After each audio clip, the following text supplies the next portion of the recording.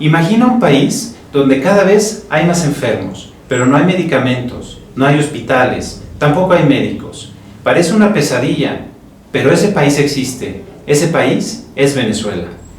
Además de la desnutrición severa que afecta a millones y el hambre que ya ha matado a miles, otra faceta de la catástrofe humanitaria de Venezuela es el colapso de su sistema de salud.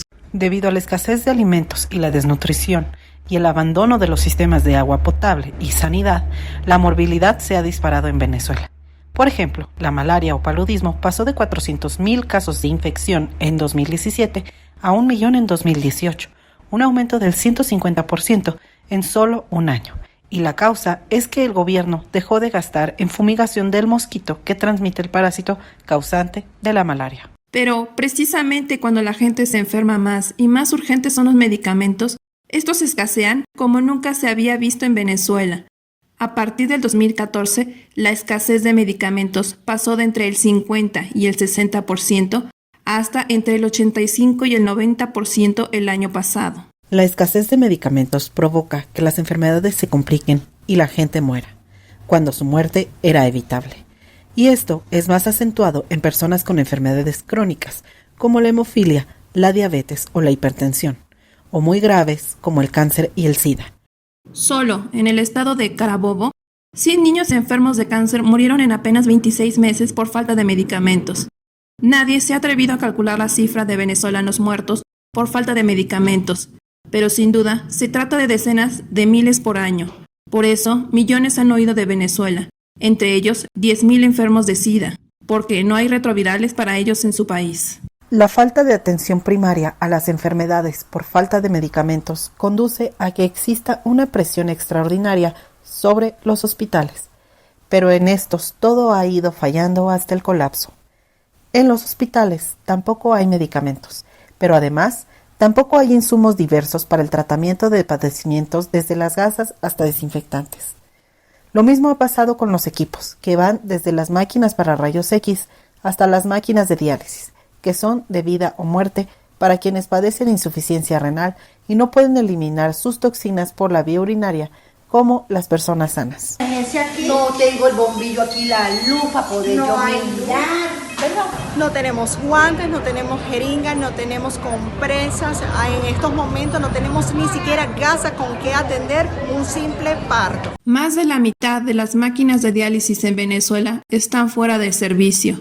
Y eso, solo en el 2018, provocó la muerte de 2.500 enfermos, quienes, al no poder eliminar sus toxinas, murieron envenenados por estas. Pero con las máquinas de diálisis que aún operan, se han producido tragedias reveladoras del colapso del sistema de salud venezolano.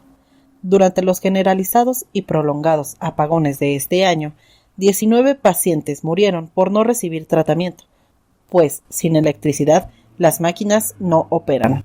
Pésima, demasiado pésima. Aquí no hay antibiótico, no hay para asunto de mantenimiento, ni cloro, no hay nada. Aquí no hay absolutamente nada, nos estamos muriendo. ¿Ha visto morir compañeros que te diálisis? Sí, claro que sí.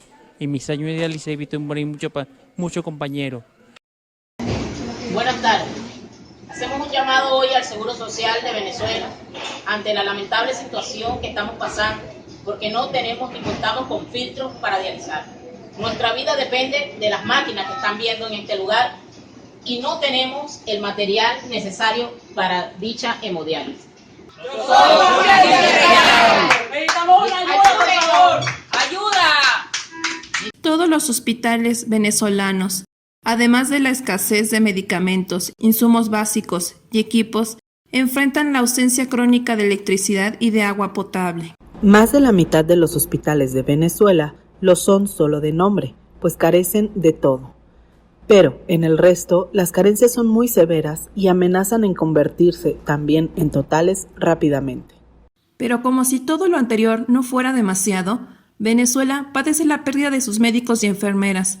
Más de la mitad de ellos ha huido del país por el hambre, la delincuencia, la represión y la frustración de casi no poder hacer nada por sus pacientes. Todo este desastre es producto de las políticas socialistas del gobierno, principalmente de 3 de ellas. Primera política: la dependencia hacia Cuba. Desde Chávez hasta Maduro, la política fue de no depender de los laboratorios privados de medicinas, tanto transnacionales como nacionales, para en su lugar depender de Cuba. Se trataba de ayudar a la dictadura cubana y que ésta apoyara a la venezolana. Desde el 2003, Venezuela pagó a Cuba más de 30.000 millones de dólares por los servicios de miles de médicos cubanos y toneladas de fármacos. Al mismo tiempo, el gobierno dificultó las importaciones de medicamentos que no fueran de Cuba e impuso precios controlados a laboratorios nacionales para hacerlos quebrar. Pero a partir de 2014, este esquema se vino abajo. Por dos razones. Primera, porque con la baja del precio del petróleo y después con la caída de su producción, Venezuela tuvo menos divisas para importar. Y segunda, porque la dictadura cubana fue incapaz de seguir produciendo y proveyendo medicamentos, dada su absoluta ineficacia económica. Segunda política, la infinita corrupción del régimen. Este es, antes que todo, una cleptocracia, una banda de ladrones a gran escala. Desde 1999 y hasta la fecha, Venezuela obtuvo ingresos por la exportación de petróleo por más de $1 billón. Pero Chávez y Maduro y sus colaboradores se robaron entre 300.000 y 400.000 millones de dólares. Por eso no hay dinero para evitar la caída de la producción de petróleo y obtener las divisas para importaciones. Por eso no hay dinero para comprar medicinas y equipo médico. Por eso no hay dinero para reparar el sistema eléctrico y el sistema de agua potable. Tercera política, la negación de la crisis humanitaria y de la ayuda internacional. Desde 2014 y hasta el 2018, el gobierno de Maduro se negó a aceptar la ayuda de otros países, porque decía que no existía crisis humanitaria. Entonces, a inicios del presente año, Estados Unidos y otros países decidieron hacer llegar la ayuda mediante el personal médico y la oposición. Ante ello, el presidente de México, Andrés Manuel López Obrador, declaró: Yo estoy a favor de la ayuda humanitaria. Lo que considero es que no debe de mezclarse lo de la ayuda humanitaria con asuntos políticos. Ante este apoyo del gobierno mexicano, la dictadura venezolana se envalentonó y el 21 de febrero bloqueó los puentes internacionales para impedir el ingreso de la ayuda humanitaria e incluso le prendió fuego a un camión de un convoy. El gobierno de México no es neutral ante la crisis de Venezuela y ha tomado claro partido a favor de la dictadura.